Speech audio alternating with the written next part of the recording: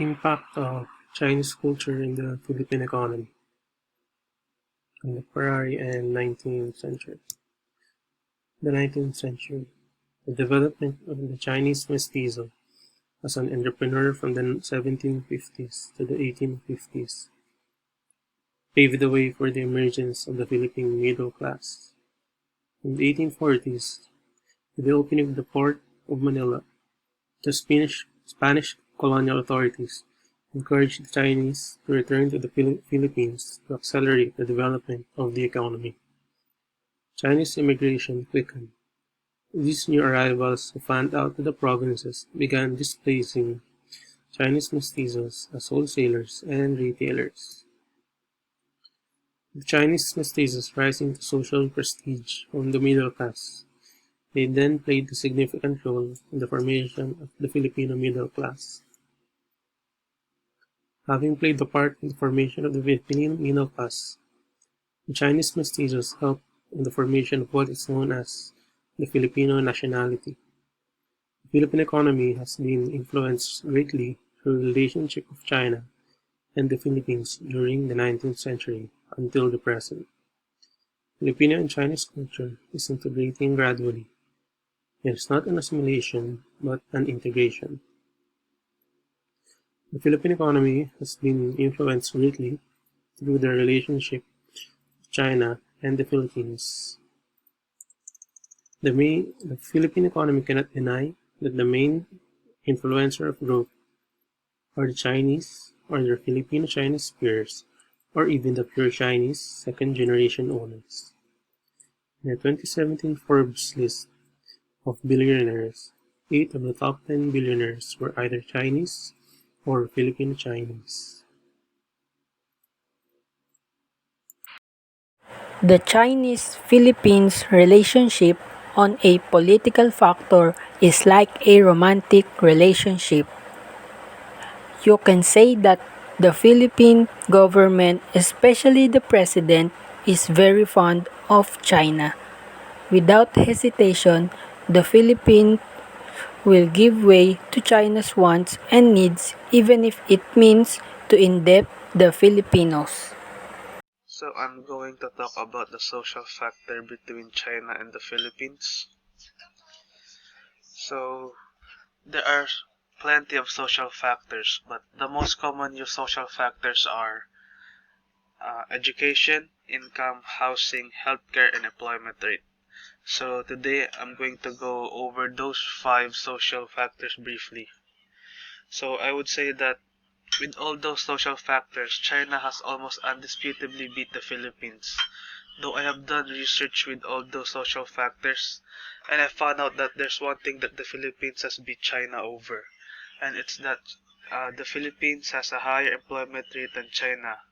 And you can see that the Philippines has 94.8% employment rate, and China only has 65.05% employment rate.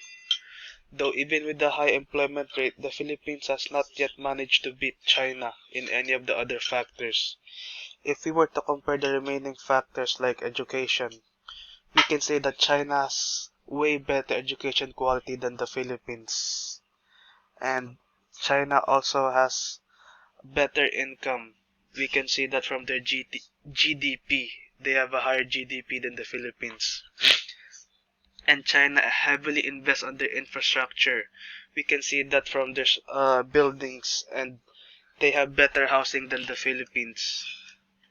And there's one thing that I think that China and the Philippines are on the same level. I think that China and Philippines, their healthcare are on par with each other.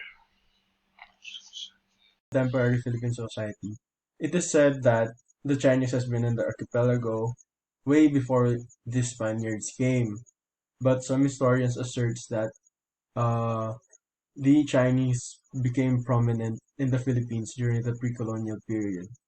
So, during those times, the Chinese people were doing trades, or so they called barter, with some Filipino people, and their main contribution in the Philippines during the pre-colonial period was that they were the ones boosting the economy of the Philippines. So, despite the orders of expelling all Chinese from the Philippines, with the orders coming from Spain, the governor Dasmariñas realized that Manila needed the Chinese for economic reasons, so they decided not to expel the Chinese in the Philippines. And the Chinese people who converted to Catholicism were allowed to live in Binondo, which became their permanent settlement. And on the 19th century Philippines, the main contribution of the Chinese is that the Chinese mestizo is that they were the ones who led the revolt because of the writings of Pedro Paterno and Gregorio Sanciano, who were both Chinese mestizos. So in these writings, the most vivid manifestation of the budding sense of Filipino nationalism appeared. So a lot of Filipinos were motivated to do a revolt because of the oppression and the sufferings that they are experiencing under the Spanish government. Um, However, Rizal, even though Rizal is a Chinese mestizo, so uh, his ancestors were Chinese mestizo. He refused to acknowledge it in his books, and he even despises being called a Chinese mestizo. So he wants himself to be addressed or known as Filipino.